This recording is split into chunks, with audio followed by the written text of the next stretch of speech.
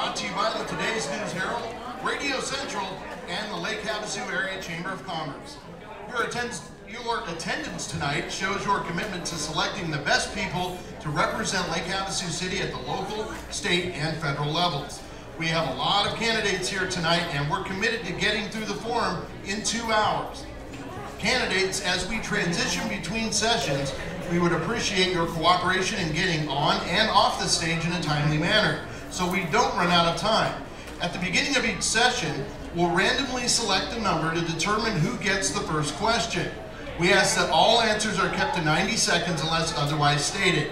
Kathy Tippett from the Lake Havasu Area Chamber of Commerce has agreed to monitor the time and alert candidates when time is up. Brandon Bowers, editor of Today's News Herald, will ask the questions. We're going to start with the race for U.S. Senate, followed by Arizona State Senate, Arizona State House, Mojave County Supervisors, County Constable, Prop 409, Lake Havasu City Mayor, and the City Council. This live broadcast is brought to you by the law offices of Ken Moyer, 100% Havasu, Summerlin Financial Services, Sam Shooter's Emporium, GDK CPA, Mesquite's Janitorial Supply, and Coldwell Banker Commercial Real Estate. Now we invite U.S. Senate candidates Kelly Ward and Deidre Aboud up to the stage to begin the first session.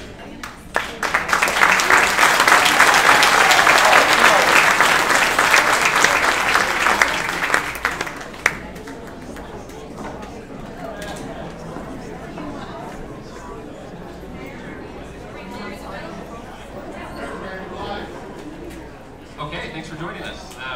I do want to point out that Kelly Ward and Deidre Aboud are not running against each other, but they are both running for their respective primaries. We've asked them up here to answer the same questions during the same session so that we find out where they stand on these positions. So, we'll start with Deidre Aboud on this one. If you can give us a 90-second introduction, then we'll go on to Kelly Ward. Hello, I'm Deidre Aboud and I'm running for U.S. Senate as a Democrat. I announced in April 2017, and I've been running around the state, visiting every single county in every single kind of event, not sticking just to one party and the people who are supposed to support you as your ground game, but actually getting out and talking to the people about what matters. I'm an immigration attorney and an estate planning attorney. I've been a civil rights and social justice advocate in Arizona for 15 years. I'm originally from Arkansas, and Arizona is my home. So I have more time. We want to raise the expectation for this office about actually getting out and talking to the people, having town halls, visiting all 15 counties, because we live in the state of Arizona, not the state of Maricopa. And it is so important to remember that people who are representing any district, but especially the state, actually get out and visit the state and talk to the people, because we can't live in ivory towers where we think we know the answers and we have lobbyists telling us what the answers are, when a lot of times local communities know a lot more about what's going on and how to solve those problems. And that's what our campaign is about. We have the most detailed website and a hot social media, so definitely check us out, and thank you for inviting me.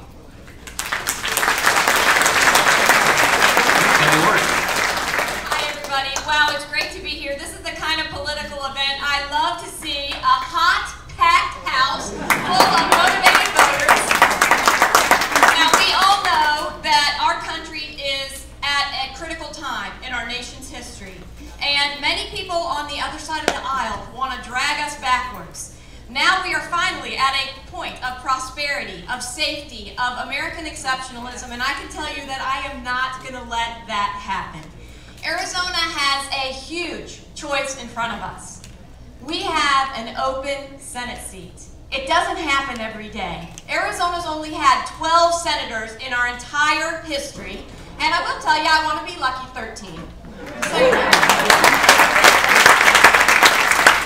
And I hope you take tonight and the campaign as a whole as a job interview, because I want to work for you.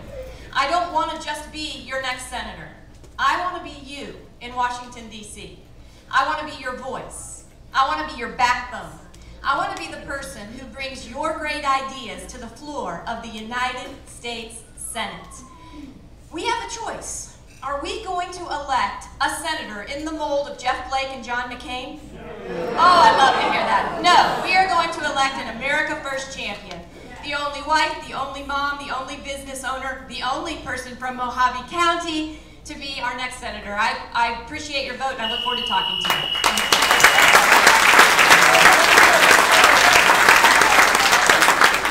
I should point out that we borrowed the basketball timer from the high school, so if anyone goes long this year, they're going to hear it, and you're all going to know.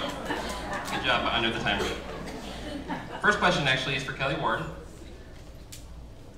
Veterans care has been an important and controversial issue, and Arizona's Veterans Administration has been at the center of the discussion. What changes need to be made, and what specific actions would you take to ensure that they're accomplished? Thanks, Brandon. You know, I am a military wife. You all know Mike, for the most part. Many of you know my husband, Mike. He served honorably for 33 years in the military. He just retired last year in June. We just celebrated 23 years of marriage yesterday.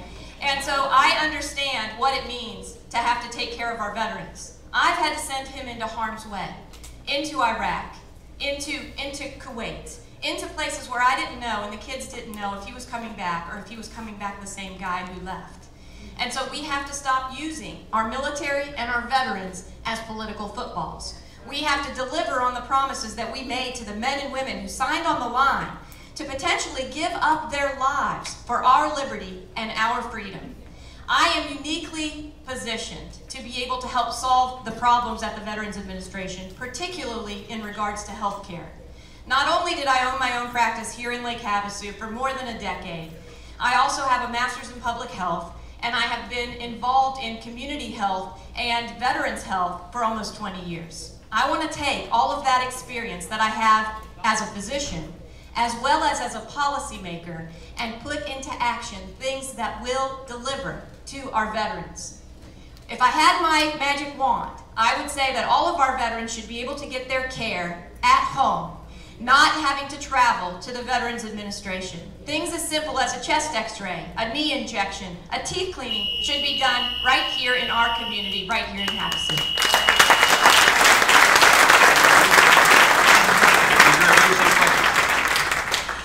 I grew up with my dad being in the Navy, my stepdad being in the Army, my niece and nephew both served in the Army. My nephew is currently in the Navy. My dad, my stepdad both died from cancer recently, within the last 12 months. My niece has MS. And dealing with all of those things in any of the medical industries is difficult, especially with our current healthcare system. But in the VA, it's even more so, trying to get the approvals, especially for neurologists, outside doctors that are already in the VA. I will agree that one of the things that we need to do is both improve what's going on with the VA and not privatize it, but definitely allow for outsourcing, definitely allow for people to be able to go to their local communities without all the red tape. And also for the VA to start getting the money that they are owed by the insurance companies that are not paying the VA when people are paying into those insurance companies and getting care from the VA. In addition to the VA and taking care of our veterans, and this is extremely important, we also need to look at where are we sending our military? Where are we sending them overseas? And are they getting the support that they need there? Both in the physical support, we literally have military people who are using duct tape to keep their guns together, while we're spending millions of dollars on equipment they don't need. We're also sending them to places without clear direction. Many of the military leaders that I've spoken to said that they need to be listened to more. Thank you. Thank you. Next question again for Kelly Warden. What is the best way to build the border wall? Well, we do need to build the wall. How many people out there want to build the wall? I am the only person in this race who has consistently advocated to build the wall. No flip-flopping, no inconsistencies, straight on, 100% build the wall. Because we have to learn from our history. Ronald Reagan, one of my favorite presidents, probably one of yours as well, great American, conservative, happy warrior. His campaign manager, Ed Rollins, is one of my senior advisors. And Ed told me that one of President Reagan's greatest disappointments in himself and regrets as president was granting amnesty and then trusting Congress to deliver on border security. It did not happen then, and it won't happen now if we do not do this in the right order. So first and foremost, we have to fund and build the wall. We have to end chain migration. We have to end the diversity lotto. We have to defund sanctuary cities. And we have to implement something like E-Verify so that there's accountability on the employer side as well as the employee side. Just like Dr. Carson used to say on the campaign trail, we have to turn off the goodies. So once we secure our border, then and only then can we start talking about the other distractions that many on both sides of the aisle want to bring to the table in this debate. We must build the wall. We must utilize technology to the fullest. We have to empower our border patrol, and we will go a long way to making America great again. Thank you. I'll word this slightly differently for you. You've had different answers. I'll word it slightly differently for you because you've had different answers about the border wall in the past. What is your answer to immigration issues in the U.S.? As an immigration attorney, I will tell you that we have many issues in immigration that need to be solved. We often focus on a lot of the big issues that get emotion around them. One of those is the Dreamers. The Dreamers have done every single thing that we have ever asked them to do. They have registered, they have given their fingerprints, they have stayed in school, they have worked, they've had a clean record and not gotten in trouble. And yet, all of those people still have an insecure status. And without an insecure status, it's difficult for them to continue to know how to contribute in the U.S. We already invested in them, they've already invested in us. We actually do have to come up with a system that lets them have a path to citizenship. Another problem that we often focus on is, right now we cannot allow for our country to be known for having children in cages. We can definitely we can regulate who comes into our country and still keep our humanity. That's the American way.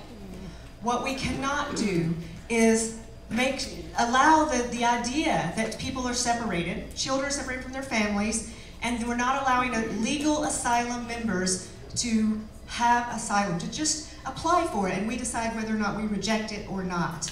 These are very important issues. But even more so that we don't talk about is just simple people getting married and wanting to go through the process, and it's not going through the process normally. That wraps up the Senate piece of this debate. We appreciate your time here. And thank you all for having us. We'll give about a minute to transition. We're going to invite State Senator Sonny Borelli up. Sonny Borelli? There he is.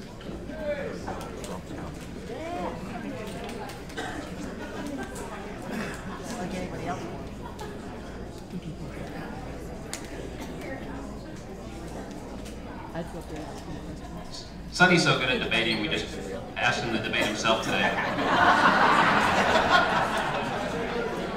Sonny, we're going to give you about 90 seconds to introduce yourself. Well, first,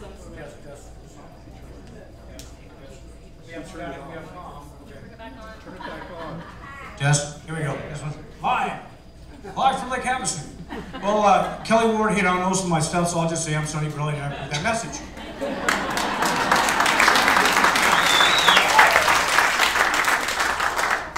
Well, you've known me for the last 6 years. I was on city council before that, and of course, six years ago when I got elected to the House of Representatives, I'm standing on the House floor, and I'm thinking, man, how in the heck did I get here? I came from a broken home. I dropped out of high school, got my GED. I joined the Marines, and of course, and I retired here. And then, of course, I'm sitting. And of course, 2 months after I'm standing on the House floor and I'm listening to all the hype and rhetoric and all that kinds of garbage, I started around thinking, how in the heck did these guys get here? Because they're so far out of tune. What's going on? There's two titles that I covet more than anything in the world. Number one is Dad. The other one is Marine Gunnery Sergeant. But I'm really, truly honored to be your state senator. I tell everybody it's a fancy job. The government, it's a fancy title. The government, it's a fancy job. It's a government job with a fancy title. Something like that. I get it. I'll figure I can get one out. But, I'm proud to serve. And, it's especially veteran issues. If you're not taking care of your veterans, you're not doing your job. Improve your net, hire a vet. So, thank you. Okay. First question for Sonny.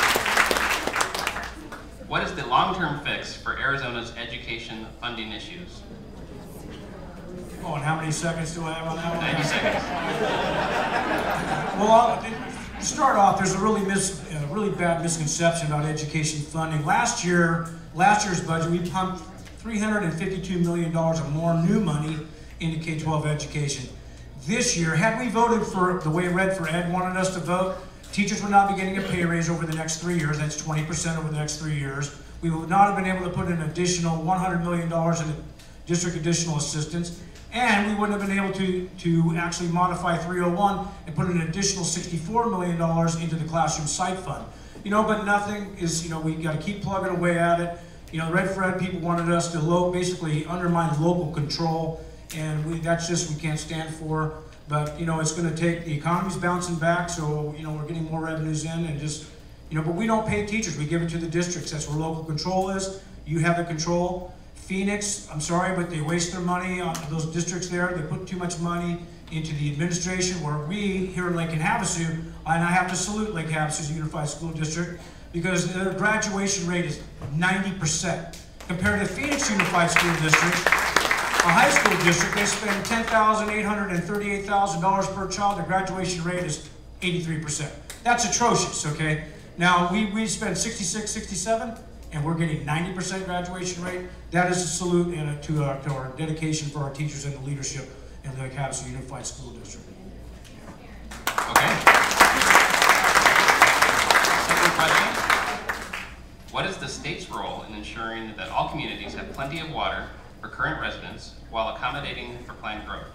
And what can you as a senator do to ensure that communities in Mojave and La Paz counties aren't railroaded by larger cities and utilities? One word, actually 2 words, teamwork. It takes teamwork to get this kind of stuff blocking the state of Maricopa. It takes teamwork with, Gina Cobb has been phenomenal on that, working with Lois Wakamoto, our county supervisors, and not only that, but working with local elected officials in both counties. Our county assessor, Jeannie Kinch, came up with a great plan to actually put a clamp on some of these farmers misusing their water, and the way they actually got a huge tax loophole from before, but now that's being solved, and now I understand La Paz County is even moving in the same direction. It's time we stick together and build coalitions with other legislators throughout the district, meaning rural legislators, because there's over 30 legislators that represent Maricopa County interests. In our district, there's 2 counties and there's just 3 of us. And Representative Gina Cobb has been working really great as a team to keep fighting back on Metro Phoenix. And we just need to tell CAP they need to go find their resources somewhere else, but Mojave County's not for sale. Thank you, State Senator Santabarelli. We are going to take a short break. We'll be back with candidates for State House of Representatives. Stay with us. We'll be right back.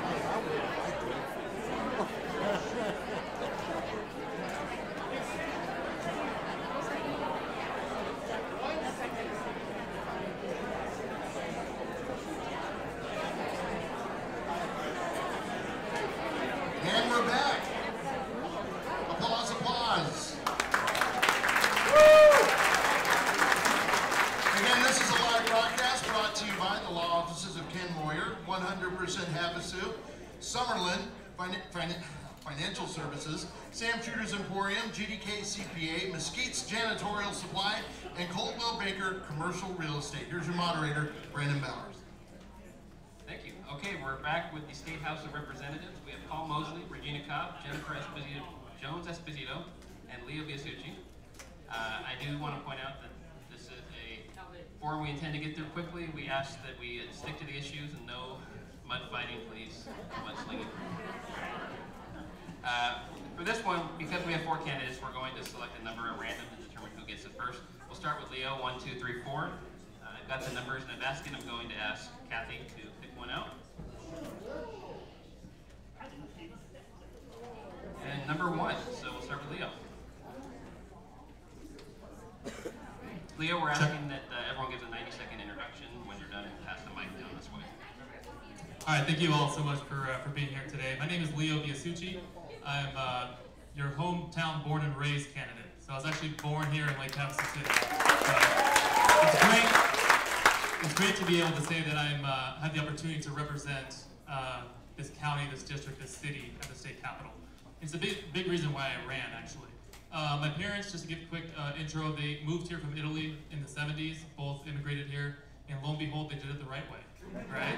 It took them, hey, big round of applause for that, because it took them years. It took them 5 years. They learned the Constitution. They had to take a test. And so when people say you can't do it the right way or it's too hard, I say that's not true, because I'm a perfect example of that, and my family is, and I couldn't be more proud to say that my parents did it the right way. You know, I got involved in politics after I went to the University of Arizona, got a degree in business administration and management, came back and eventually took over the family business, which is Mojave Traffic School. We teach traffic school for speeders. So looking through the room, I don't see many here, which is a good thing.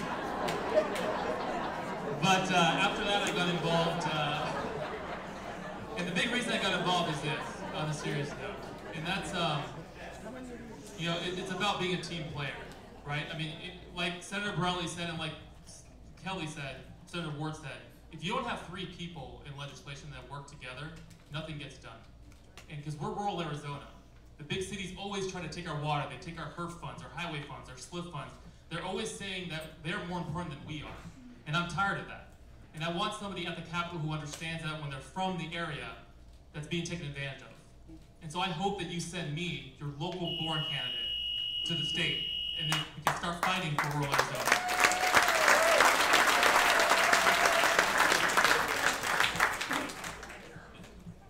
So Regina Cobb, please. Good evening. I'm like, can you hear me with this one? Yeah. Okay. I'm like, Kelly, man, we've got a packed house here, and it's so hot outside, and I'm so glad to see all of you here. I want to thank Lake Havasu for one thing, for electing me for the last 4 years. My name is Regina Cobb. I'm your state representative. I've been a dentist in Mojave County for 25 years.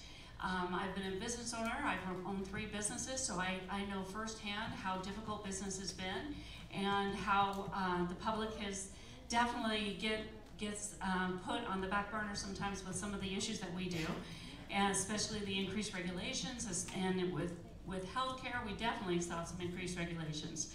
I'm one of 14 kids, so I know how to fight. Yeah. I used to have to fight for the bathroom. So I'm tall, you can see I'm pretty stout, so I won a lot. So I think that's where I got my fight from. But down at the Capitol, I've been down there for 4 years. I started with Kelly Ward and Sonny Borelli, and we did a fantastic job for the first 2 years that we were down there. We really kicked tail with all of the legislation we had, protecting Mojave County, moving forward. The last 2 years, I've been chairman of appropriations on health and welfare, and I've been on the appropriations team and chairman or vice chair of health. With all those responsibilities, one of the things that brings to the table is leadership, and leadership to be able to work with you. I'm looking for a vote on you again. Thank you.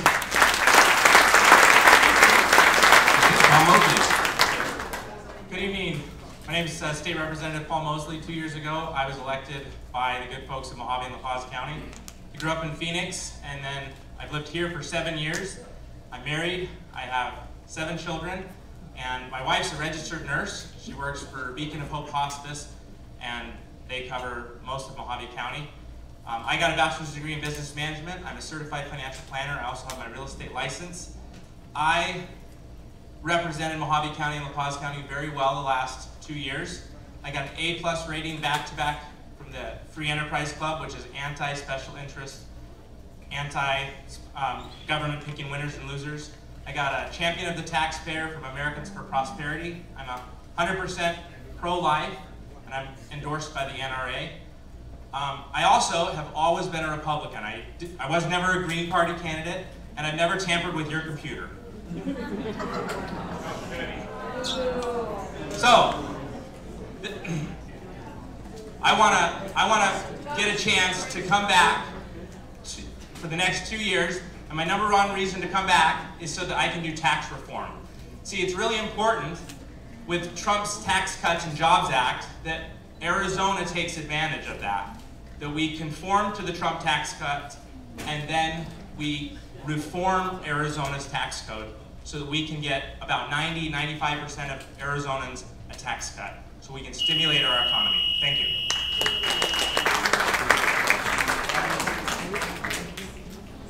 Jennifer Jones-Esposito. Good evening, everyone. I'm Jennifer Jones-Esposito, and I don't even own a car that'll go 140 miles an hour. Here, I got the joke out of the way. But in all seriousness, no, my record is so clean, I don't even have a moving violation. I'm sure my insurance company would like to endorse me. Here's the deal. We have to decide who we're going to send to represent us in the legislature. I was the two-term first vice chair of the La Paz County Republican Committee, where I served on the AZGOP Executive Committee and Bylaws Committee. I have a lot of friends in the legislature. So if you put me on Team Legislative District 5, I can work with my friends who come from the great megalopolis to get things done for you. I was also the La Paz County chairman of the Donald Trump campaign. Some of you might have heard of him. I'm a longtime member of the London Bridge Republican Women, Arizona Federation of Republican Women. I've been a Republican, let's see, I registered as a Republican when I turned 18 because I felt that what Ronald Reagan had to say resonated with me more than Walter Mondale. And I'm a current precinct committeeman. I was a state delegate for Donald Trump at the state convention. So is my husband. We got married after the 2016 election. So you might have seen me in 2016 on the ballot as Jennifer Jones. He told me if I wanted to run again, I had to put his name on there somewhere, so it's hyphenated now.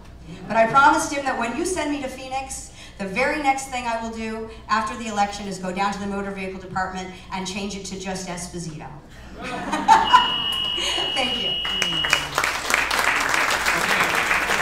Keep in that order, 1 through 4, and I'm taking the temperature of the room. We're going to give this next question about 60 seconds because I think I know where it's going to go. First question: the issue of legislative immunity is in the headlines. Both incumbents from District 5 have made use of it. Give us an example of an appropriate use of legislative immunity and what counts as abuse. You know, I think the immunity law is meant there for an emergency reason. Right, it's meant there for example, if you need to get back to the Capitol to vote on a bill, if the governor needs you down there, or if there's a situation where that arises while you're in session and you can't make it back to a court, because the reason is they don't want you to be influenced by law enforcement. If there's a vote, they don't want to have any kind of impact on you if they arrested you or hold you and arrest you for no reason. So that's what it's intended for. Obviously, there's a gray area there recently. And I support the governor for coming out and saying, you know what, because there's a lot of confusion on what law enforcement could or couldn't do, and the governor did the right thing and came out and said, you know what, nobody's above the law. Nobody. We're all the same, regardless if you're a legislator or a citizen, and we all need to be treated the same way. And we need to respect our law enforcement, and we need to respect the law, especially as a lawmaker. That's your number one rule. You're supposed to hold yourself to a higher standard, and I hope we all do that in the legislation. Thank you. I did use legislative immunity this last year, and I had a ex-husband that from 10 years ago take me back to court in the middle of legislative session and wanted to have the court date during the legislative session. And if you do that, you have a lengthy trial. If you had something going on that's going to happen during the legislative session that's going to take you away from your votes, I think that's the time to be able to use your legislative immunity. I definitely agree with the governor, and I went right along with him when he came out and said, you know, any kind of criminal acts and the police force should definitely be doing something about the criminal acts. Anything that is a criminal act should not get legislative immunity. And I think that's definitely the way we should be going with that. I know it's probably going to come up this next session, and you'll watch my vote, and some of you even watch me on TV sometimes to see how I explain my vote out. When you do legislative immunity, during the legislative immunity, and you use it on a civil action, which that was, it just postpones it. So, thank you.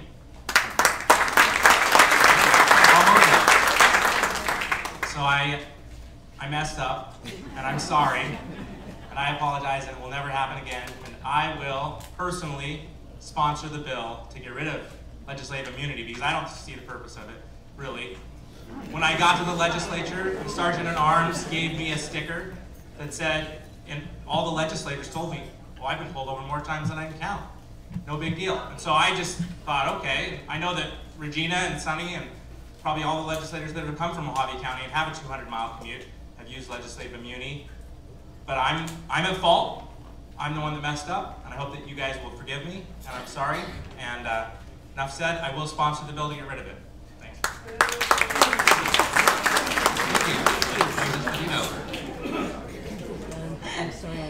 Okay, here's the deal. Legislative immunity should only be used to defer prosecution. It should not be a get-out-of-jail-free card.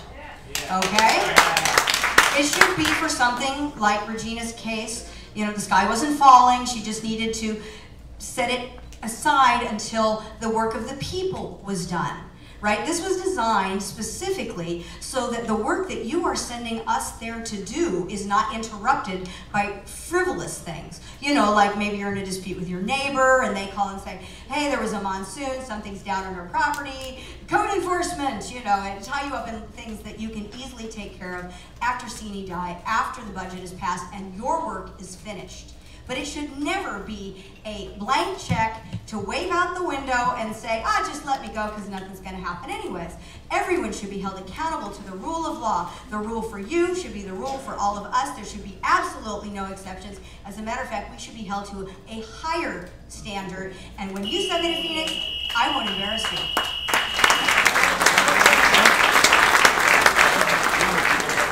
Okay, we'll move on to the second question. We'll go back to 1.5 minutes for the answers. Second question, what would you do to improve rural clout in the state legislature? You know, one big deal that we have with rural Arizona is the fact that a lot of times we'd like to be taken advantage of. And it's something that is really a big deal for us out here in rural Arizona, right? Let's talk about the water real fast. So you have the water issue. You have Phoenix saying that they need the water more than we do. They're saying that their growth is more important than ours. They're saying that their roads should be fixed before ours should be fixed. So all these sweeps keep happening because they feel like rural Arizona is that redheaded stepchild that nobody wants to talk about. And it needs to stop. Because our growth is just important as theirs. Right? Our water is just important as theirs. Because they can't manage their water, they can't manage their funding, it does not mean that we need to suffer. So I'm hoping that I can get into legislation and be that, like I talked about before, that third team that needs to be there to fight for rural Arizona. Because when you have somebody who understands the local issues, that understands what we need out here, things get done. Regina and Sunny, they've been doing the heavy lifting for a long time. They've been accomplishing a lot, but they're missing that third piece. And for me to be somebody from here, I know I can be that third piece who's going to fight for rural Arizona and put us back on the map in the state of Arizona. Thank you.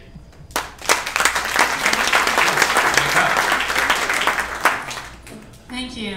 All I can say is cooperation and teamwork in all aspects. When Kelly Ward and Sunny were the three of us were in the House and the Senate, and we worked together, we got a lot accomplished in the rural areas. And then over the last 2 years, what we've done is about 2 years ago, we created what we call a rural caucus.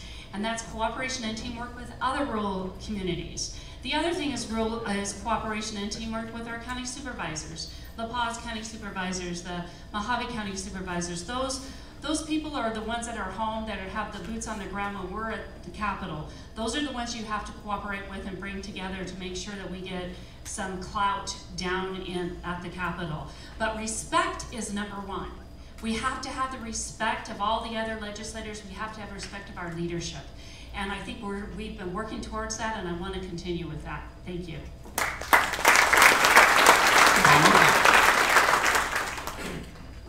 My voting record reflects that everything that I did and everything that we did as legislators, Sonny and Regina and I, was to help Mojave and La Paz County and help rural Arizona.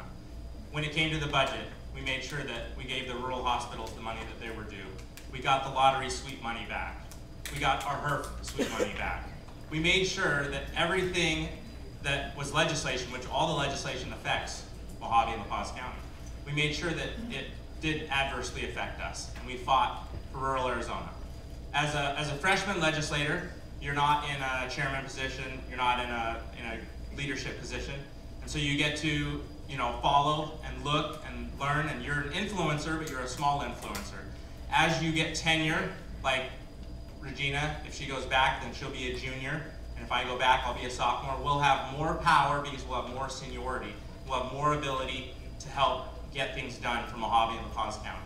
Everything that we do here as legislators, because there's 60 in the House and 30 in the Senate, it is a give and take, and it is sometimes push and shove, and we need to get our part of the budget and their part of the budget, but at the same time we need to have a structured budget. We need to not raise taxes. We need to make sure that Arizona stays Arizona and that we don't become like California. We don't become like other states where people have left. So we keep Arizona conservative, and that's what's important.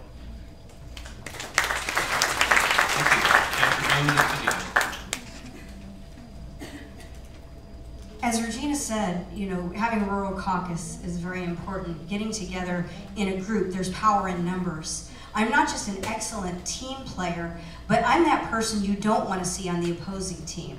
Anyone who opposes what we need to do for you will probably be shaking in their boots to see me across the negotiating table. Politics is a blood sport. I'm a gladiator. Everybody knows that, I think, by now. I will fight for you, and I have done that for years now, sometimes at great cost to myself. But I am an excellent team player. As a matter of fact, if you send me to Phoenix, I'll probably be the MVP of the team, because I don't take no for an answer. I can't be bought, and I certainly can't be intimidated. I am only doing this for you. I'm not even taking money from any special interest. My campaign is entirely funded by people like you and small donations, so that I don't owe anything to anyone but you when I get there. So everything has to be, how does it benefit Mojave and La Paz counties? When I had my newspaper for 6 years, I covered the issues of this district. I had 30,000 readers for my free conservative newspaper when I shut it down and got married. So I'm very familiar with the issues that we have and the problems that we're facing. I have driven this entire district all the way from the Strip to Cibola. I know it. I know the people. I know the problems. Therefore, I can be the most effective advocate, because I truly do understand what we need to do and how we need to get there, and work with my friends in the legislature to convince them to do what's right for all of us. Thank you. One more question. We'll start with Leo again. What is the long-term fix for Arizona's education funding issues? Education is extremely important to me. My mother taught for 30 years here at the high school. My uncle was superintendent of schools. I have other uncles, cousins, sister-in-law that all teach. So for me, I've always been a supporter of education. And I think the big key is electing legislators who are actually going to fight for education. Right? I mean, we have a legislator who voted no on 301 money.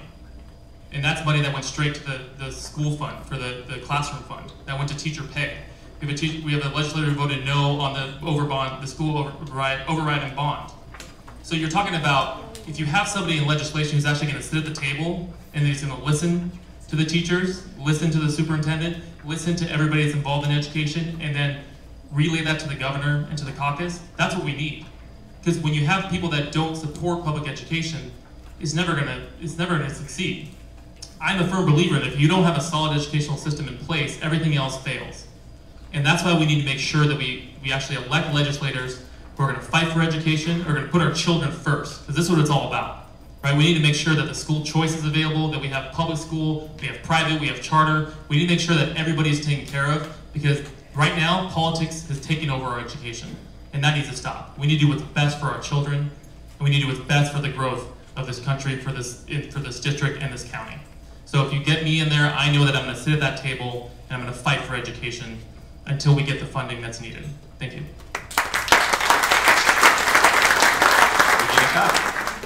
Thank you. I hope I don't get the buzzer on this one.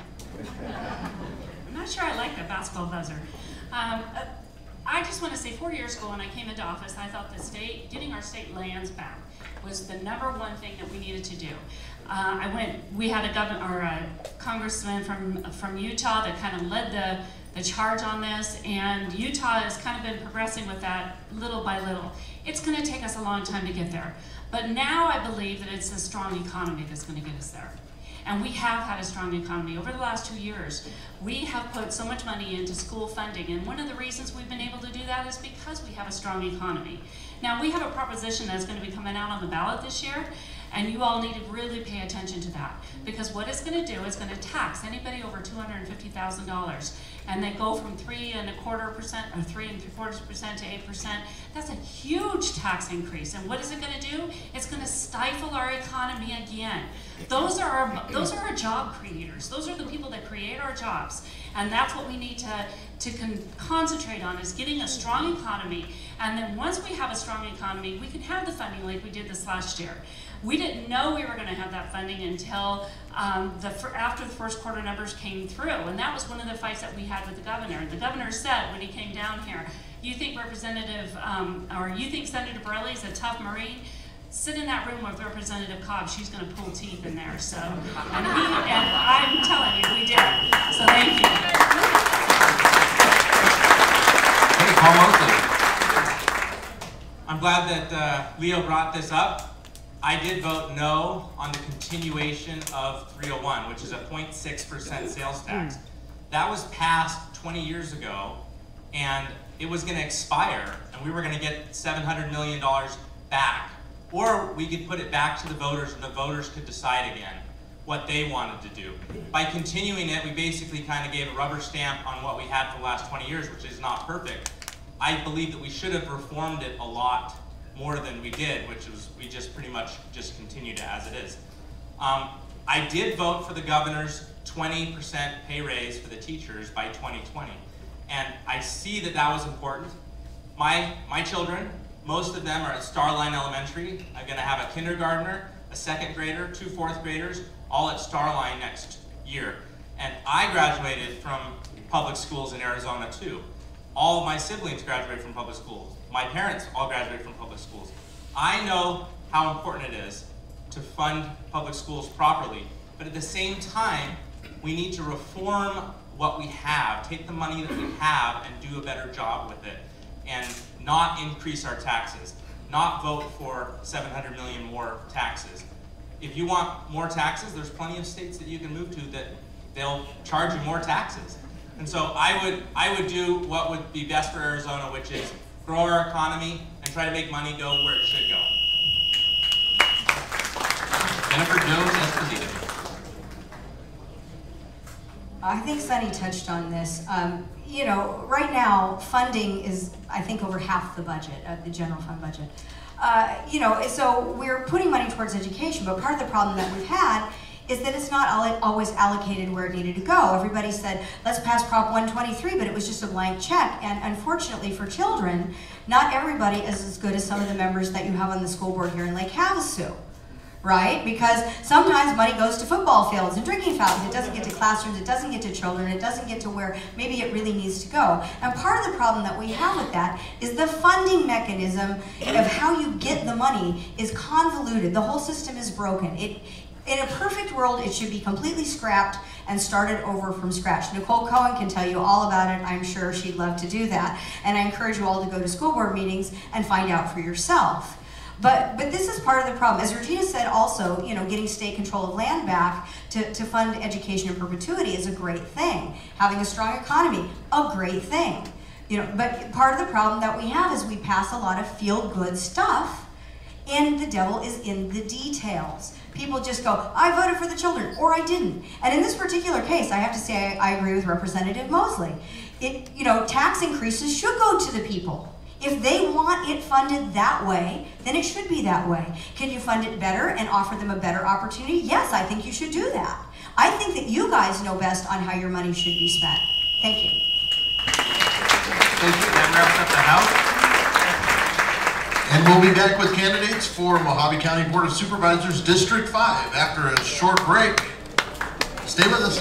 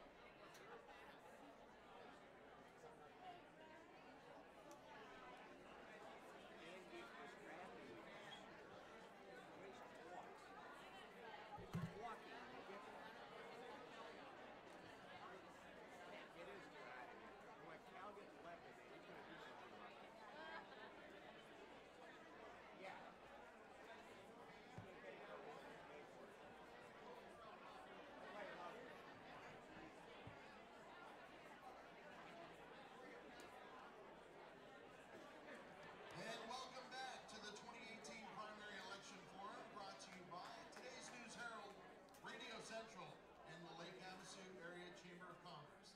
Brandon, are you ready to take this part? I am ready. The supervisor race. We're going to give 60-second introductions on this one, and we'll allow 90 seconds for the answers to the questions. So let's go ahead and draw a number. We have 2 in this case.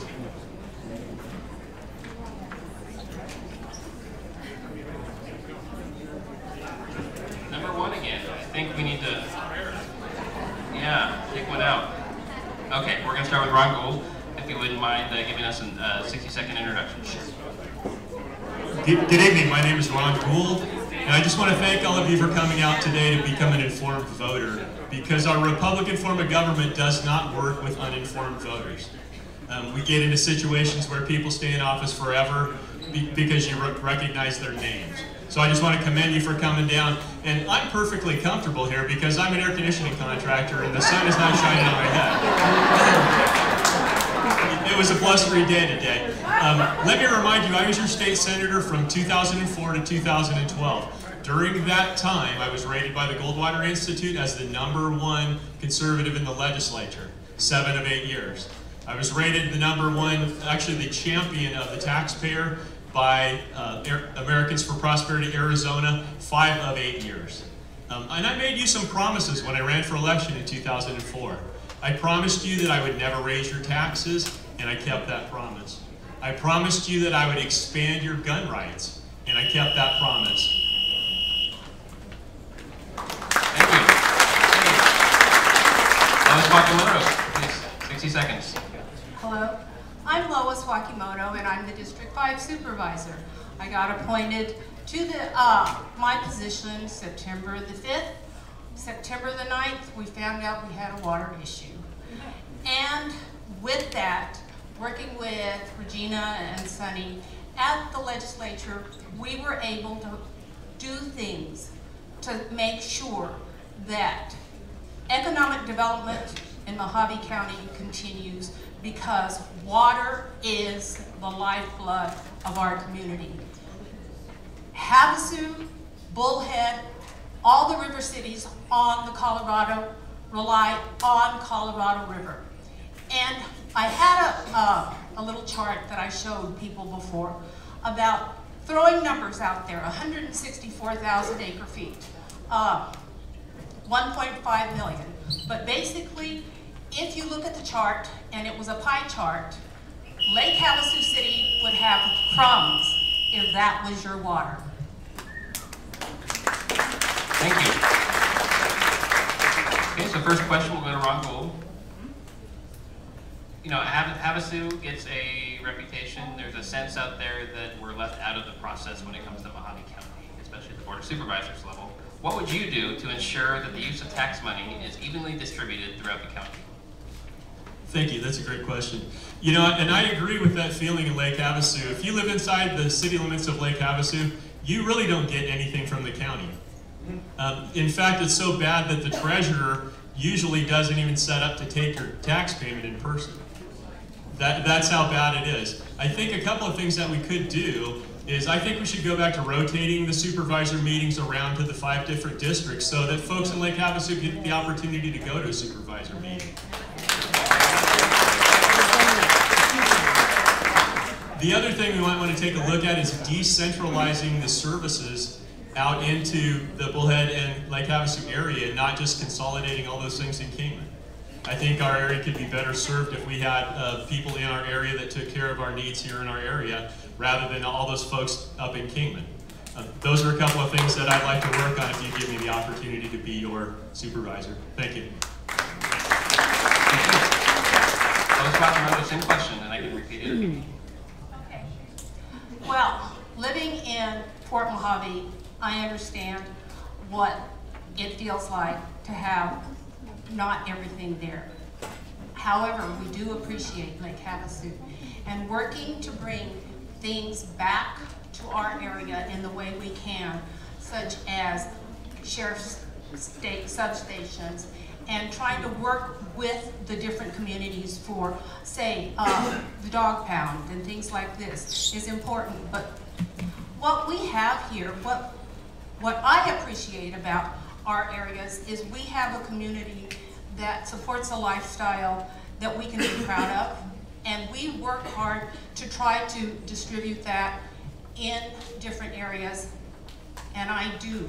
But your parks, things that you appreciate, gathering together, selling your area, everybody understands that Lake Havasu pays a lot of money. So I will continue to try to get the services as I have in terms of working on Kiowa and making sure that things are done. Thank you. Second question, and this is the final of 2 questions for each candidate. The county made a significant investment in dog foods last year as an economic development opportunity. Do you support similar investments in the future? If yes, how can the county incentivize businesses to relocate here? If no, what is the county's role in economic development?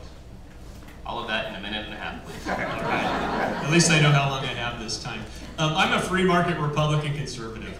I don't support corporate welfare. Effectively, Dot Foods got $500,000 from the state and $500,000 from the county, $200,000 from Bullhead City. They had their permit fees waived, and all that because they came and asked. My problem with that kind of a deal is that kind of thing leads to corruption. What happens the next time somebody comes and says, I need an incentive? How do you know that somebody's not getting paid off for those incentives? These are things, and this is why that violates the Arizona Constitution. And I agree with the Goldwater Institute that these kind of cash payouts violate the state constitution. If we need to build a road so that people can get access or water lines and stuff like that, that's normal government thing. But to actually pay a cash payout, I think that's wrong. You know, nobody paid you a cash payout to come here. Nobody paid me a cash payout to come here. I snuck across the Parker Bridge about 25 years ago. Nobody was doling out money to me when I snuck across the bridge. What government should really do, they need to create an economic environment that is conducive to people doing business. Make this a good place to do business. And I believe it is a good place to do business. But that's what we need to focus on, not these gravy deals where we give millions of dollars to $14 billion companies.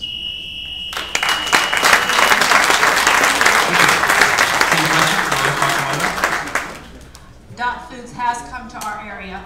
Dot Foods was given incentives to come. However, Dot Foods has brought with it many job opportunities and has more than paid back what they have been given.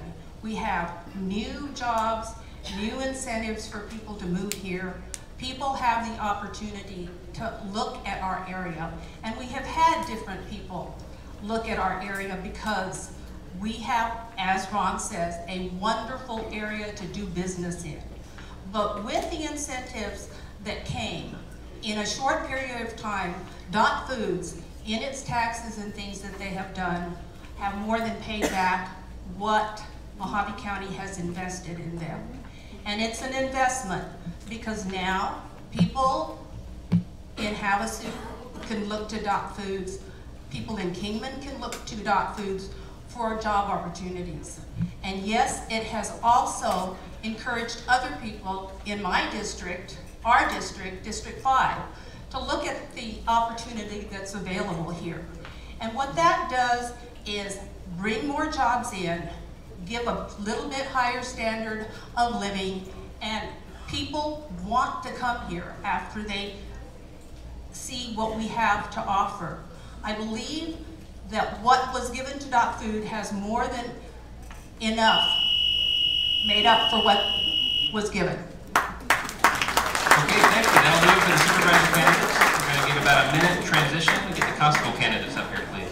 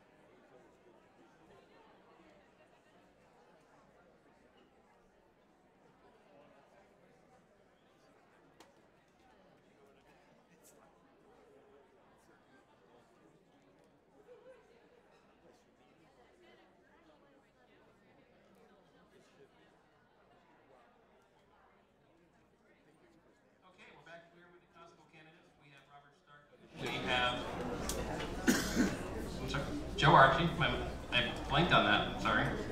Bob Leiden and Martin Stansbury. Thank you for joining us. So we're going to give each candidate on this one a 60-second opportunity to introduce yourself. We'll have one question for you, also a 60-second answer. So let's go ahead and draw a number. I'm going to have Kathy do it, and we'll see if it's number 1. 4. Martin Stansbury, go ahead. Hi, my name is Martin Stansbury. I'm a candidate for constable for Lake Havasu City. My family and I moved to Lake Havasu about 15 years ago, but most importantly is my business experience. I've been self-employed for 31 years. I own one of the largest eviction companies in California. I've been involved in over 50,000 evictions. I was a licensed process server in Mojave County and San Bernardino County. I've been to hundreds of civil court trials, hundreds of tenant lockouts, and served thousands of legal documents. I think my civil experience uniquely qualifies me to be the constable for Lake Havasu City. I think my experience being a private business owner will bring a different aspect to a government job and hopefully provide excellent customer service to you, the customer, to the court, and to the court clerks. I appreciate your support, and thank you very much. Okay, we'll just keep the mic going that way. So, Bob Leiden. Good afternoon. I'm Bob Leiden. I'm constable candidate for constable. I'm 20-year retired Army, Sergeant First Class, which is platoon sergeant, and Master Mason, Shriner, everything Masonic, as well as I think all the other fraternities here in town. And my experience comes in the form of leadership and caring about my fellow man. All right. You want the leadership of an old school platoon sergeant, the caring and concern truth of a master mason, the drive and that of a Shriner, then I think I'd be perfect for this job. You notice I'm wearing a Western suit today, and I've already got the flat feet, so I can't wear my boots. Okay, Joe Archie. Welcome, ladies and gentlemen. I'm Joe Archie. I'm the only candidate for constable that has any law enforcement experience. I retired from Lake Havasu PD after 25 years, spent 6.5 more in Tucson. I have lived in this community for 28 years, and I'm a former Army veteran. So I think those things qualify me. I retired as a lieutenant from the police department, and so I have a lot of supervisory experience, and I think that's what qualifies me to be a constable. I have appeared in court hundreds of times, also served hundreds, if not thousands, of papers from the court. So I would appreciate your vote on August 28th. Thank you for enduring the heat tonight and coming out, and thank you. Robert Starkey. Hi ladies and gentlemen, my name is Robert Starkey, and as you see I'm the youngest of all the candidates, but that actually plays well to my advantage. I'm working with a lot of young people that are making big change in our community, both locally and at a state level. I don't have the law enforcement experience that Mr. Archie has. I'm not the mean guy that serves all the paperwork right now. I'm just your friendly guy that makes sure you watch your step on the way down. That's probably where you remember me from. But in general, I'm all about our community. I've been serving our community. I moved here 13 years ago. I'm a big advocate for service to the community. I right now work at United Way part-time, fundraising, putting that money right back into our community to helping those in need and the partner agencies that we fund. I'm also a big advocate for church service. I'm on the tech team, and I do everything I can to serve, from movies in the park, and I started that 11 years ago, to any opportunity I'm given. And I know that when you elect me, if you elect me, I will give you everything I've got to be a great constable. Okay, first question, we'll go back the same direction. Martin Stansbury. The constable's office, serving Lake Havasu City, served an average of 115 documents a year from 2014 to 2017. That's far fewer than counterparts in Kingman, Bullhead City, and North Canyon constable offices. What would you do to improve the performance of the local constable's office? Well, obviously, whoever wins this constable for Lake Havasu can only serve what papers are handed to the office to serve. But I have established business relationships with some of the busiest civil attorneys in town that I already know. I've reached out and developed business relationships with the constable from Surbat and from Bullhead City, Mike Hamilton, and they've assured me that they will help guide me in the right direction. I do have the civil experience to do the job. As far as administrative stuff, I don't really know what the office requires as far as that goes, or how to get more people to bring paperwork to the office. But I know from a private business owner standpoint, I know how to get the word out, and when I get the business, I know how to get it done. Thank you. Yes, as I stated for the column in the paper, the constable's office has been not up to where it's supposed to be. It should be serving over 300. And it's down around 115, I believe you said the number was, all right? And part of that is because the current constable just hasn't been able to be there. All right, if you don't show up, you can't get the paper served. All right, being that old platoon sergeant, that old school platoon sergeant, I show up, I stay till the job is done. And that's where I would improve that. I could see the numbers going probably closer to the 600 or 700 range for the year if there's that many papers to serve even. Thank you. Joe Archie. I would agree with Rob. One of the pieces of advice that I was given by one of our local judges was show up for work. That's the main thing. It is not a part-time job. It is a full-time job, and you need to treat it as a full-time job. And I'm not trying to knock anybody, but that's been the problem. My strong work ethic, I will definitely guarantee you that I have shown up for work every day of my life. And I have no intention of changing that. So I do agree with Bob that I think the number that has been bandied about, 113, 115, is extremely low, and that is a disservice to the public, disservice to our citizens, and not what you elect us for. And I will make sure that that changes, because you folks are our boss. Thank you. Robert Starkey. Well, what's not said here is Bob Crabtree had to kind of step away from his office due to health concerns, so I'm not going to slam him for not being able to process and serve as much as he should have or could have. He did forward a lot of processes out to other private processors and stuff to continue getting the job done, even though he wasn't in office. But overall, I believe that going into the office and doing the job, you know, being younger, I'm going to be giving it a lot more time frame. I'm not looking for a one term. Unfortunately, there is talk and there is movement from our board of directors to abolish this position. There's some movement already in way for possibly consolidating this position from what I've heard. And I'm hoping that we can prove this position to be valuable to you guys, the community. This job was meant to take off and alleviate some of the stress from the sheriff's office. They handle Superior Court, constables handle Justice Court, and that's what I want to do. I want to make a good name for the constable's position. Thank you. That'll do it for the constables. We're going to take a 2-minute break, and when we come back, we've asked a couple of representatives from Prop 409 to tell us what that's all about.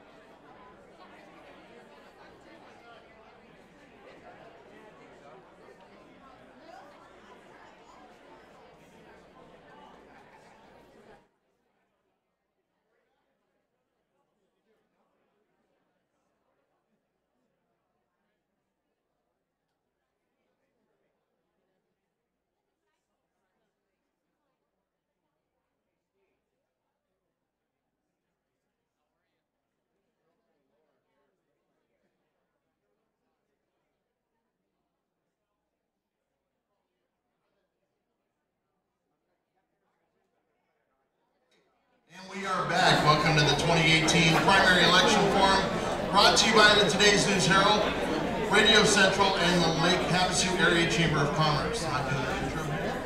Okay. Your attendance tonight shows your commitment to selecting the best people to represent Lake Havasu City at the local, state, and federal levels. We have a lot of candidates here tonight, and we're committed to getting through the forum in the next 55 minutes or so. We ask that all answers are kept to 90 seconds unless otherwise stated. Kathy Tippett from the Lake Havasu Area Chamber of Commerce is monitoring the time and alerts candidates when time is up. Brandon Bowers, editor of today's News Herald, is asking the questions. We're going to start the second half with Prop 409, then Lake Havasu City Mayor, and then the City Council. It's all yours. We've invited Mayor Mark Nexon and Councilman David Lane to come and speak about Prop 409. We didn't really have any questions for them, but I thought they were quite tired of talking about it, so we wanted to give them this opportunity as well. Let's take it away. All right, you all can hear me okay, good. Hi, my name's David Lane. For those of you on the radio, you can't see us, so I'm David Lane with the Lake Havasu City Council, and the handsome gentleman standing next to me is our Mayor, Mark Nexon. We are here to talk about Prop 409. And you wonder, what is Prop 409? It is so we can do an adjustment to the permanent base for our budget. It has nothing to do with taxes. It's not a tax increase. It's not a tax decrease. Basically what it is, in 1980 there was an election, and the Arizona Constitution was changed that said, from this point forward, whatever your budget was in 1979, 1980, that is what your base budget will be from here to eternity. It will never change. This is what it will be. We incorporated in 1978. Our very first budget, 1979, 1980. What did that do? We had nothing to do, and I think the mayor's going to talk about the changes in the city. What's happened since Jimmy Carter was president. That's when this started. Thank you, David. First of all, I wanted to say what a pleasure it is to be sitting in the audience tonight instead of sitting up here. Let's compare Lake Havasu City when this law was passed to today. Number of parks. When the law was passed, we had 0. We have 17 today. Back in 1980, we did not have a water treatment facility. You remember back in the day when we used to see that wonderful manganese sludge in our bathrooms? Yeah, that was wonderful. We have a water treatment facility today. Back then, we did not have a master sewer system. Today, we do. The police and fire back then was minimal, and today we have one of, I think, absolutely one of the state's best, both fire and police. So changes are significant from 1980 to today, and trying to operate, as David said, on a Jimmy Carter budget versus today just does not work. David? Thank you. So what we need to do is we need to change it. We need to go into 2018 dollars, right? Not $1979. So let's take a look at your budget. Say you have a budget of $30,000. That's your household budget for the day. I'm going to make this real simple. Your household budget, $30,000.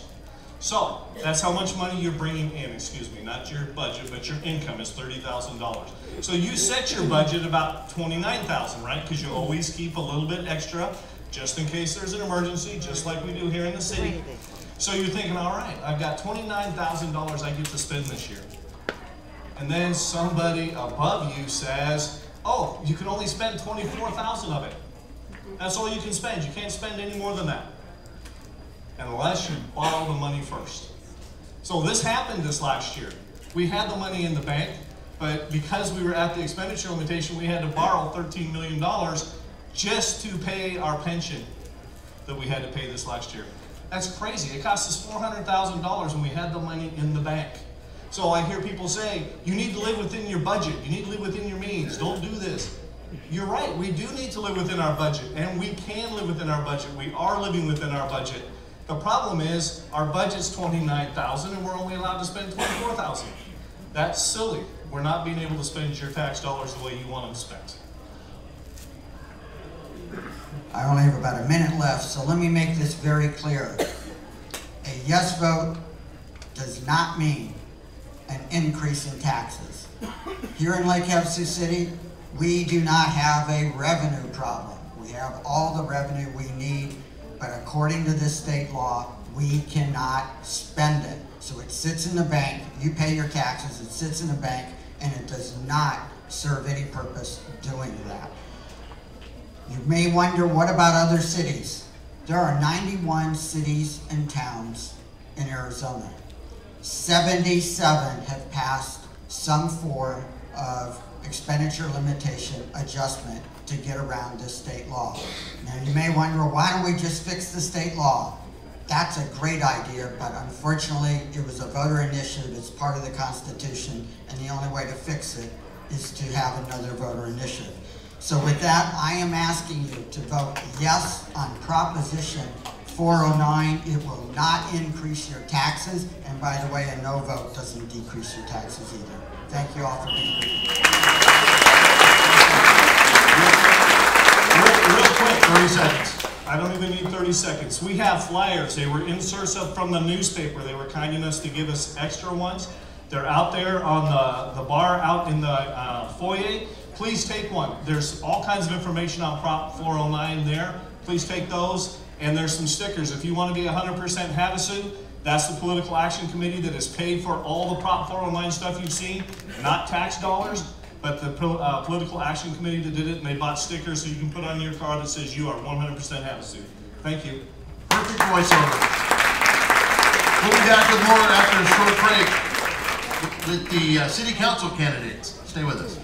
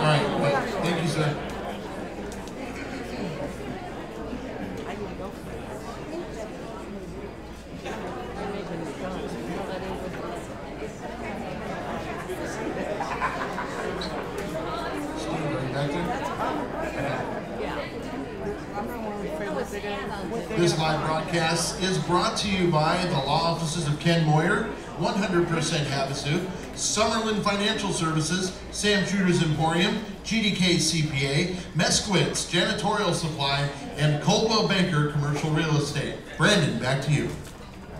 Thank you. We need the City Council up here. The challengers and the incumbents. Everybody.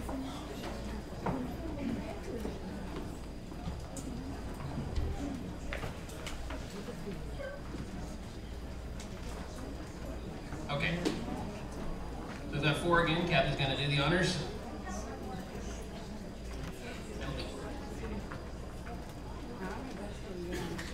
Number 1. Where's Rich?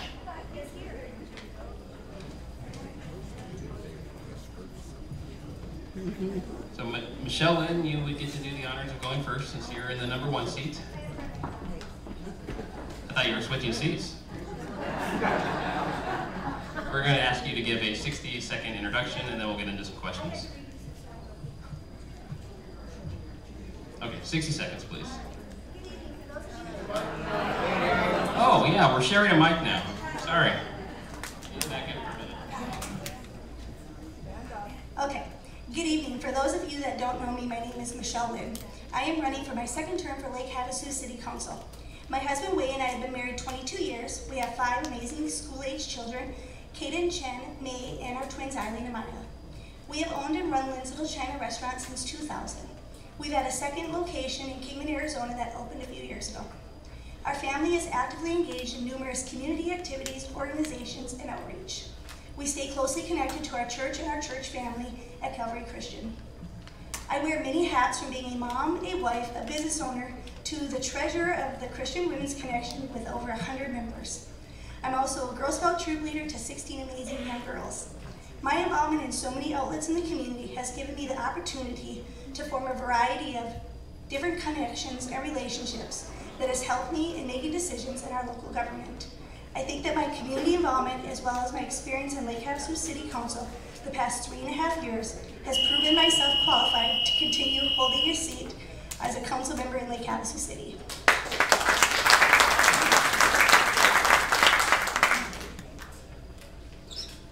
Hi, how's everyone doing tonight? My name is Alex McLean. I am running for City Council. This will be my second time out. Last time I missed going to the final election by just 40 votes, which I consider a feat at such a young age. I'm 28 years old. I've lived in Lake Havasu City for 6 years now, and I think my hard work and dedication of rerunning for a second time should show that I am actually dedicated about this position. Other than that, thank you, and I really appreciate you guys coming out tonight in such a hot room. For those of you on the radio, it is hot in here. And wearing dark colors up here under hot lights doesn't help either. I look forward to the questions. Thank you all for coming out, and I hope you have a safe drive home at the end of the night.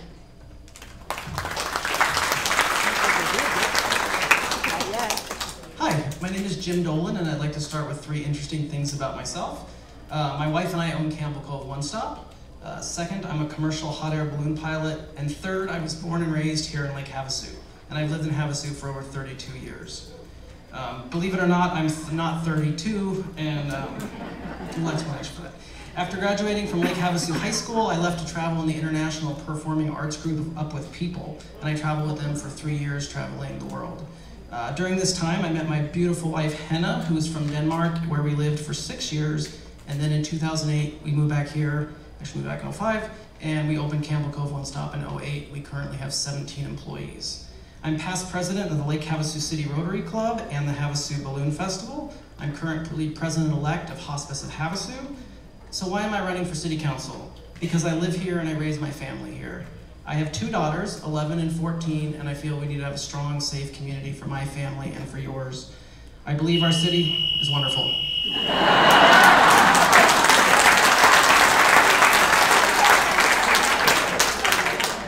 Good evening, my name is Jenny Koch, and I am also running for City Council. I moved here in 2001 with my husband and my daughter, and my daughter graduated from Lake Havasu High School in 2014. In 2012, I was appointed to fulfill a term vacant by Councilmember Nyberg, and then I ran for election in 2014, and now I'm asking for you to re-elect me here in 2018.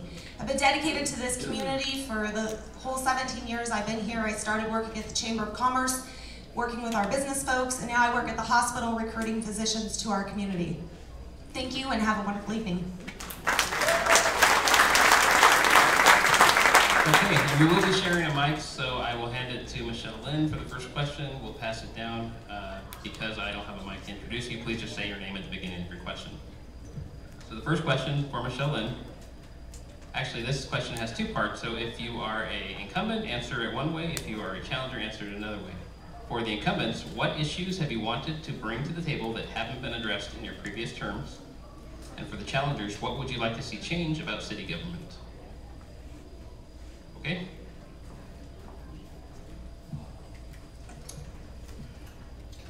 Well, there have been a lot of issues that have come to our council in the last 3.5 years.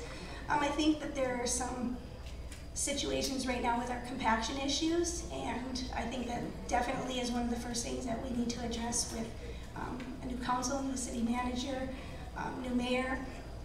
We need to be thinking about our people here and not just the projects, even though they're wonderful, but I think that's the number one thing that we need to look forward to doing.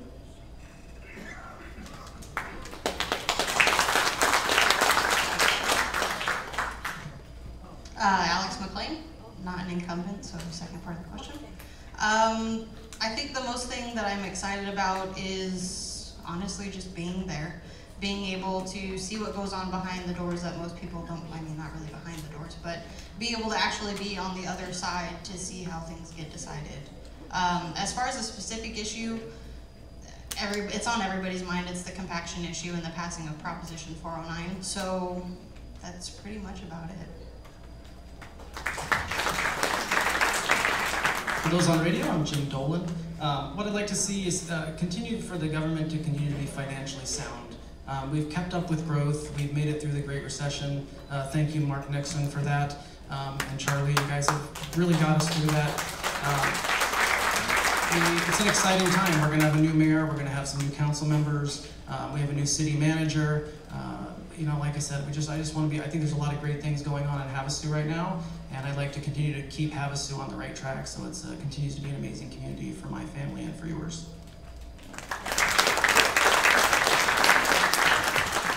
Good evening, Jenny Koch. I agree with what's been said already. We have a lot of great things going. I don't plan to run for re-election and get re-elected to come into office and try to change a whole bunch of things. We're doing great. Financially, we're in one of the best shapes we've ever been in.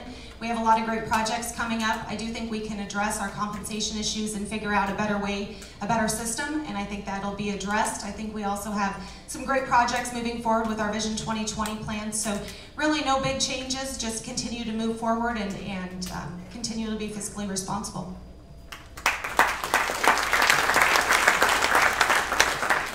That was actually a great segue into our next question, because we're asking, beyond Vision 2020, what economic development opportunities should be pursued in Lake Havasu City, and how should that happen?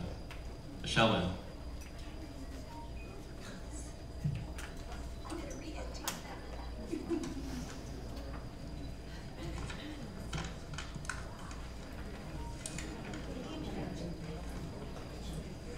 Okay, so I believe that we need to look at our revenue, and I think that by doing that, with Lake Havasu, we need to think of a way to generate that revenue so we can sustain our lifestyle.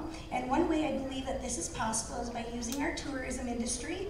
Creating a tourism business improvement district could be an option, because I believe our visitors could help pay for our local infrastructure, which they are also using when they are here visiting.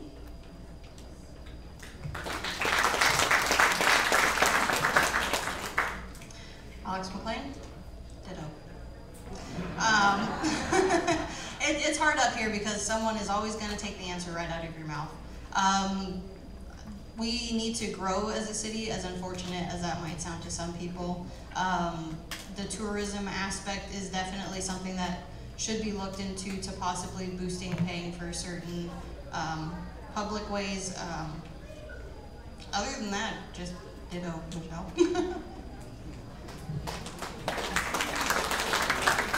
Once again for radio, this is Jim Dolan, and I'm wearing a suit, which was an amazing decision on my part too.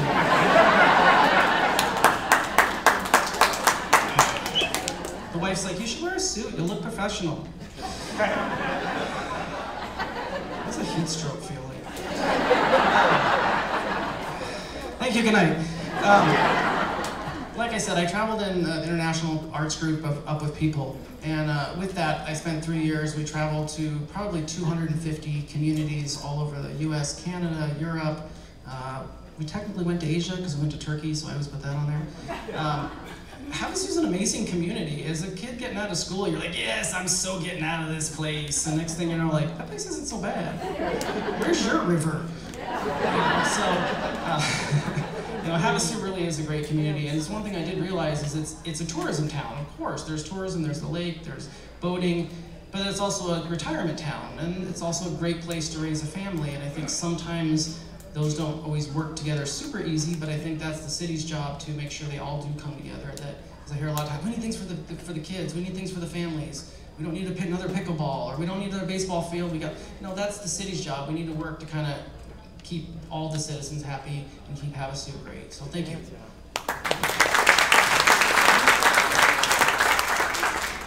Jenny Koch. So part of making sure that we can have positive growth in the community is to keep a stable and calm political climate. As we all know, when there's turmoil at the city council level, in government, businesses are no longer interested in coming to Lake Havasu. We need to have good paying jobs, we need to have more jobs, and we need to have a qualified workforce. So those are the things that are really top outside of the Vision 2020 plan, is working to make sure those are a priority in our community so that we can attract and retain businesses and talented workforce.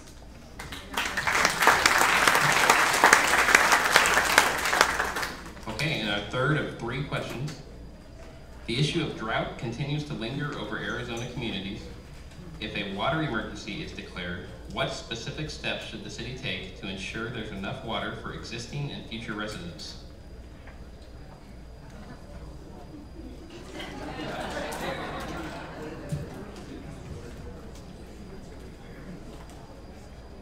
I will be honest, I'm not very educated on this issue. I would probably hope that the city would look to the county and for some support on finding that water availability for all of our citizens. I mean, we live very far away from any other little city without the infrastructure for railroads and airports, so that would be difficult to ship in water for all of us. So I would hope that the county would be able to help us out on that.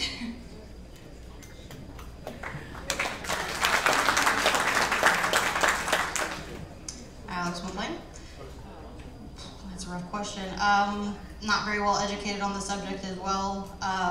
As far as city, honestly, you would probably look to the county and see at what county level we could do to either borrow water from other counties or anything along that lines. Without getting carried away, that's my final answer. Jim Dolan again. Well, I would go to my city, and that's a good question. I would go to my council member, Jenny Koch, and I would ask her, do we have a plan in place? If so, and she'd say, yes, it's a secret plan, and I can't tell you. So I know we do have precautions. We have the water. The biggest thing is we need to protect the water from even getting to that point. I know when there's different levels of drought. I know if I think it's Lake Mead at a certain level, there's certain things they can do, and we have to react to them. As far as the details, I don't know. I will take half a shower.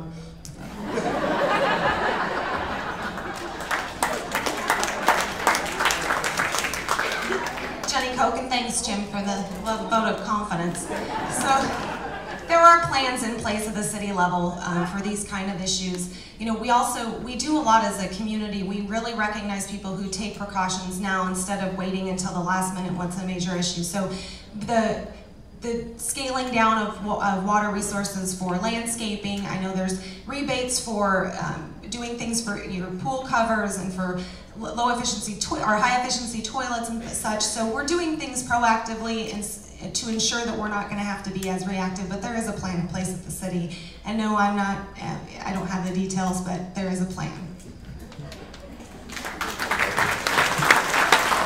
Okay, thank you. That will do it for our city council candidates.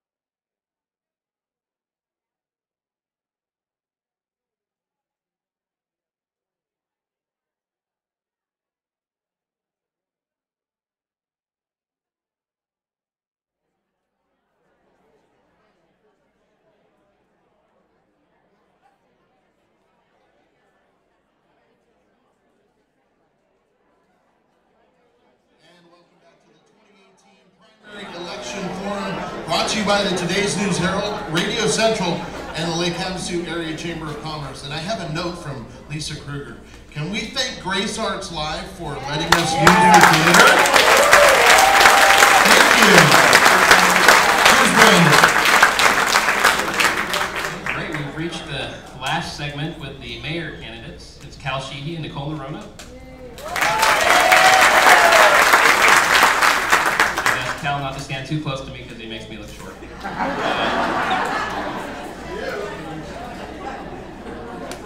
We're going to ask each candidate to give an introduction of 60 seconds, and then we'll move on to some questions. I'll start with Nicole, since she's closest to me. I can hand her the mic.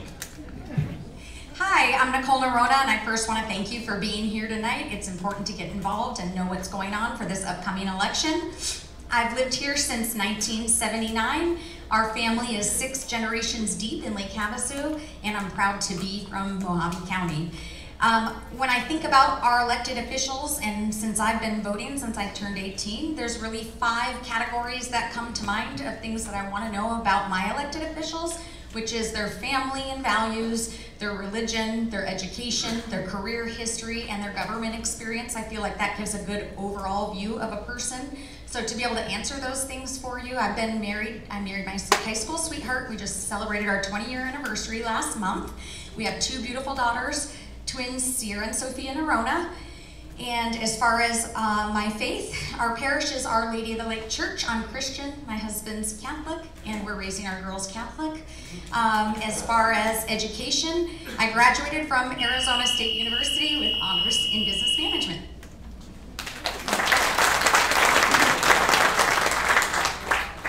Good evening. I would like to thank the Chamber of Commerce, Today's News Herald, and KNTR for hosting this event. My name is Cal Sheehy, and I'm a candidate for mayor of Lake Havasu City.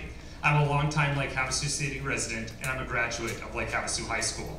I have my bachelor's degree in business marketing and my master's in business administration from the University of Phoenix. I currently serve on the city council, and I was first elected in 2014. I'm finishing my first term, and I'm currently vice mayor. My grandparents moved here in the 70s, and today, my mom, grandma, aunt, and 2 of my 4 sisters call Lake Havasu City home. I am the Vice President General Manager at London Bridge Resort, and we employ over 250 team members. I believe solid and consistent leadership is important to the city. I'm focused on diversifying the economy, the implementation of the Vision 2020 plan, job creation, water, common sense leadership, and quality of life. I invite you to learn more about me by visiting calsheehy.com, and I'm asking for your vote on August 28th, Cal Sheehy for Mayor of Lake Havasu City.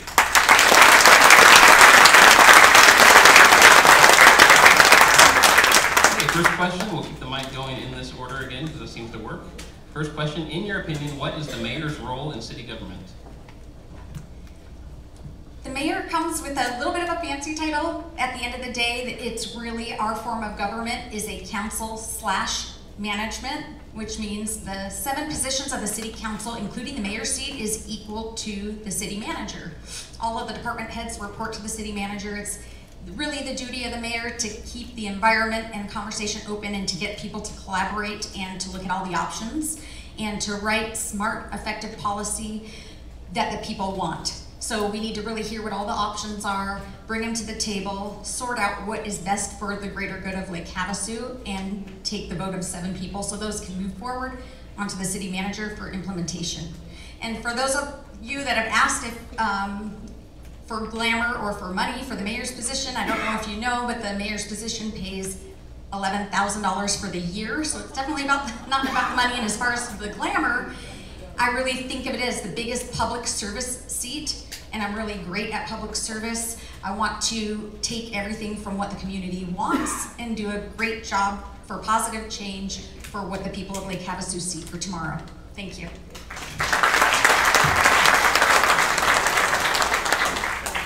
Again, my name is Cal Sheehy, and the role of the mayor is to act as the vision and the voice of Lake Havasu City. City code actually dictates what the role of the mayor is, and it's to be the CEO of the community. Certainly when it gets to the policies and the issues, the mayor has 1 vote that is equal to that of our council members, but it's somebody that's going to work together and collaborate with the other council members, with the community, and with the stakeholders that might have a seat at the table based on that particular topic. Truly, the mayor is about leadership, and I stand here before you and want to be your leader for Lake Havasu City.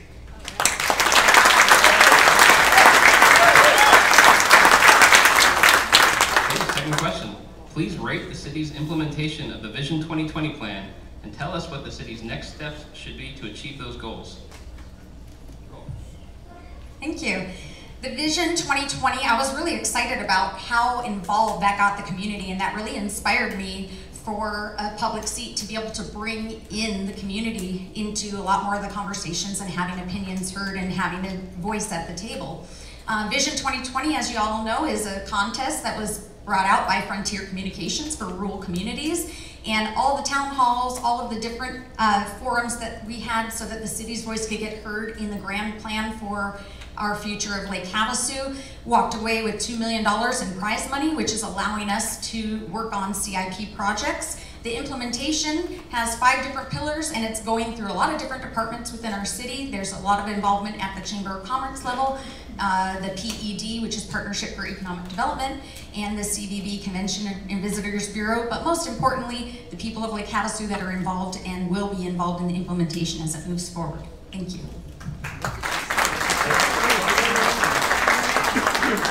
So Vision 2020 is a collaboration of the citizens of Lake Havasu City telling us what they want, and you all deserve a huge round of applause for your involvement in that process. Lake Havasu City came away as a $2 million grand prize winner to prioritize economic development and how our community is going to go. There has been no stronger energy in Lake Havasu City than that collaboration that had happened. And by doing that, I believe the implementation so far has been fantastic. Now we will continue. Right now we're in this waiting period because there's a lot of there's a lot of due diligence that has to be done. There's a lot of components that are coming together, and a lot of stakeholders that are at the table. So right now we're not seeing anything physical, and so it's waning a little bit. But we're going to re-engage the community as we continue to move forward and finish implementing all of the processes of Vision 2020, which will have job creation. It'll sustain our water. It'll allow us to really make sure that Lake Havasu City is a sustainable community well into the future.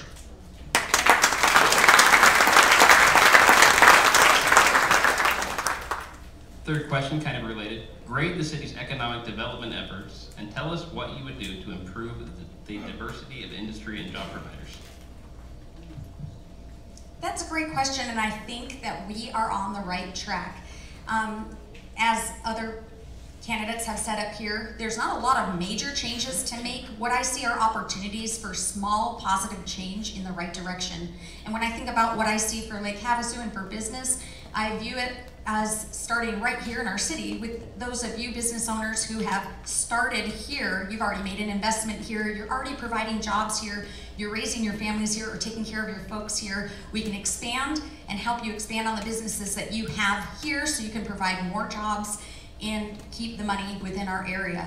As far as attracting outside companies in, we have a couple of departments that are doing a great job on that. The CVB is working on our rebranding and put it in place for Lake Havasu City, and they're really putting us out there on a national level so people know that they can come here. We're a great place for business. You won't just survive, you will thrive. And this is a great place to be doing business. There's a lot of business owners in town, and there's a lot of opportunity here for growth. So I would start with the ones that are here and then work our way out from there. Thank you. Again, my name is Cal Sheehy, and as part of the Vision 2020 plan, we actually have shifted a little bit on how we're doing economic development. So we're really focusing on the people.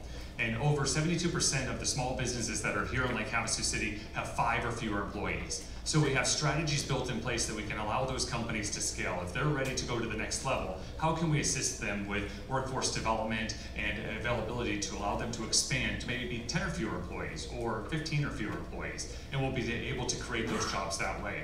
While we're working on the people that already understand the magic of Lake Havasu City, they understand who we are, what and what drives us. So we continue to foster those relationships as they build their businesses, but we still also need to have a political environment that's very stable so we can attract new industry to Lake Havasu City, and they can call Lake Havasu City home and employ our residents here in Lake Havasu City. For those people that might be not wanting to grow, the important part is we really need to have managed growth so that we are in control of how that happens. And for us to be a sustainable community for the future, we have to be able to have jobs for young families to thrive here, so that for our population that chooses to retire here, which is a great life as well, have nurses and doctors and all of the services that they require. So it's a two-pronged approach in economic development to allow us to continue to have those jobs here in Lake Havasu.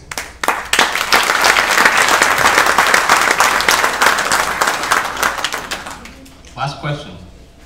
What role should the city play in the delivery of social services? This is a question that's top of mind, especially addressing the homeless issue, since Body Beach was home to several of those people, and with the fire and it burned down in the clearing of the brush, that has brought a lot of them up into the city areas. And I know from being at council meetings and also being on the Governmental Affairs Committee through the Chamber that there are calls on a continual basis. Two different sides. One side wanting to supply something and give them help, and the other side more being fearful for them and their family getting in and out of parking lots and so forth safely. I feel that it's kind of been an out of sight, out of mind issue, and I really think that there is a place at the table to have the conversation. I personally feel on homeless that it's kind of too broad of a general category. 1 in 4 homeless are veterans, so 25% of homeless people are veterans. And another 1 in 4 is a chosen lifestyle. And then in between those, you have people that have mental illness and substance abuse, and there are resources for those things. So what I think the city can do is be a great steward to line up these people for what their needs are with already existing resources. And we can take a look at those resources and find out what efforts are being duplicated, so that those resources that were being duplicated can be refocused to address needs that are not currently being met. Thank you.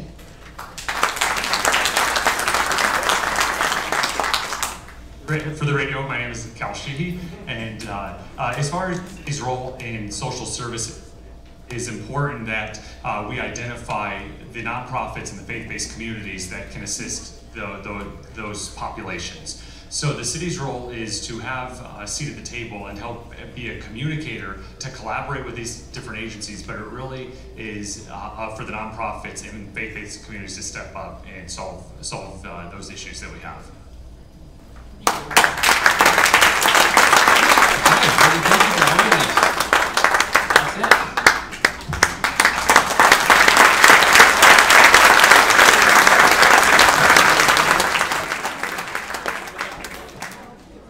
Okay, a reminder, tonight's broadcast is brought to you in part by the law offices of Ken Moyer, 100% Havasu, Summerlin Financial Services, Sam Shooter's Emporium, GDK CPA, Mesquite Janitorial Supply, and Coldwell Banker Commercial Real Estate.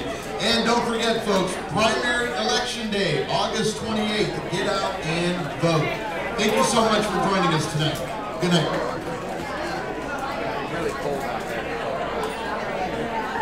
Gonna make it